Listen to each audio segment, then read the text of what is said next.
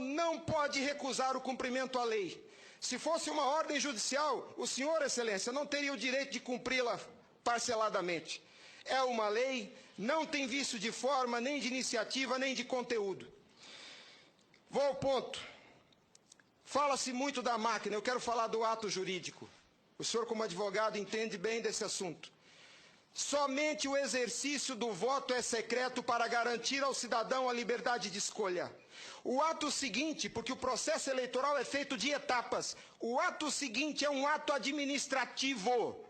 A contagem de um voto é um ato administrativo e se submete a um requisito de validade sob pena de ser nulo, que é o princípio da publicidade. Qualquer ato administrativo deve ser público. Entenda, excelência, nós queremos auditar o fato jurídico, não é a máquina. Não nos interessa o software nem a máquina, nem antes nem depois. Nós queremos auditar o fato, que por natureza é um evento.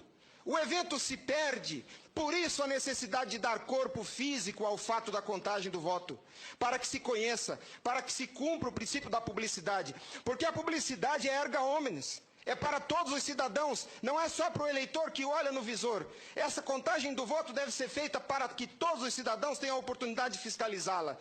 E não é a contagem de milhões de votos, é a contagem de um voto, de cada voto é um ato administrativo. E será nulo se não for público. Há vários princípios constitucionais que vêm sendo quebrados desde que a Sarapuca foi inventada lá em 97.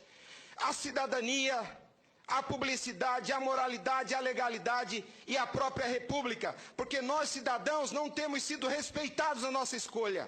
Nossa escolha só será respeitada se ela for retratada no corpo físico da impressão para cumprir o princípio da publicidade. O exercício do voto é secreto, mas a contagem deve ser pública. E qual que é a artimanha da urna? Ela estende o segredo do exercício até a última etapa. E o sagrado BU, eu vou usar uma expressão de alguém, eu não lembro quem é o proprietário dessa frase.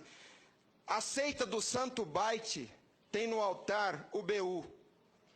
O BU não prova nada, excelência.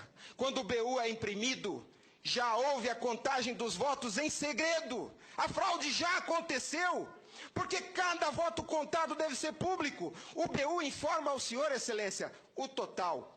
Nem no condomínio onde eu moro não aceitaria uma eleição assim. Imagine, excelência, se eu fosse candidato a síndico, colhesse a urna e fosse contar dentro do meu apartamento e voltasse e comunicasse aos condôminos. Aqui está o resultado, eu fui eleito. O BU é a prova da fraude, excelência. O BU é a prova da fraude. Nós estamos sofrendo uma violação dos princípios republicanos, dos princípios constitucionais e principalmente, excelência, da cidadania.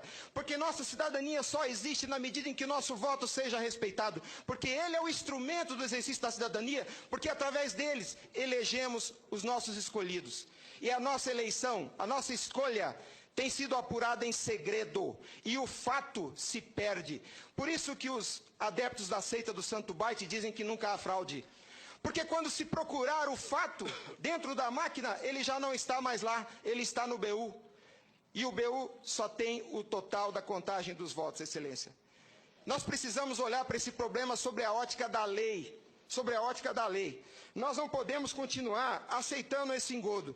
E a lei que os senhores votaram com uma representação maciça da outorga popular. Só os senhores têm legitimidade para representar o povo brasileiro. Só os senhores. Os ministros da Justiça não têm essa legitimidade. Eles estão usurpando dos senhores as suas competências. Eles estão colocando esse Congresso Nacional de joelhos, porque estão se recusando a cumprir a lei. Eles estão, excelência, eles estão cometendo abuso de autoridade. Abuso. Porque essa lei que os senhores votaram com 71% do Congresso Nacional, a derrubada do veto teve um peso de outorga popular maior do que as emendas à Constituição. 71% do Congresso Nacional disse, em nome do povo, será impresso o voto. E a lei, excelência, não tem discricionariedade. A lei não permite fracionamento. Fracionar o cumprimento da lei é um abuso, é uma violação, é uma teratologia. Não há possibilidade de se fracionar o cumprimento da lei. Os ministros, quando sentam na cadeira do Tribunal Superior Eleitoral para administrar esse serviço público que é a eleição. A eleição é um serviço público, não é jurisdição. Não é um ato jurisdicional. Quando eles lá, sentados em seus gabinetes, estão administrando o processo eleitoral, são administradores sujeitos aos princípios constitucionais, como qualquer agente do executivo. A hibridez da justiça eleitoral tem confundido o povo. Mas a competência se dá, a função se dá em razão do cargo, não do indivíduo. Quando eles estão se desincumbindo do processo eleitoral, estão executando ato administrativo, não são juízes. E vejam o absurdo, Excelência, um administrador público que por acaso usa toga, se arvoca o poder de desrespeitar a lei que os senhores votaram.